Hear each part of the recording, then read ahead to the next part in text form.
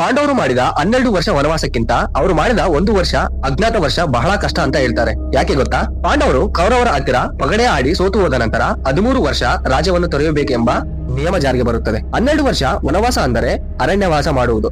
ಅರಣ್ಯವಾಸ ಮಾಡುವಾಗ ಪಾಂಡವರು ಬೌದ್ಧಿಕವಾಗಿ ಹಾಗೂ ಶಾರೀರಿಕವಾಗಿ ಬಹಳ ಕಷ್ಟ ಬಿದ್ದರು. ರಾಜರಾಗಿ ಬದುಕಿದ್ದವರು ಸಾಧಾರಣ ಮನುಷ್ಯರಾಗಿ ಜೀವಿಸಬೇಕಾಗಿತ್ತು.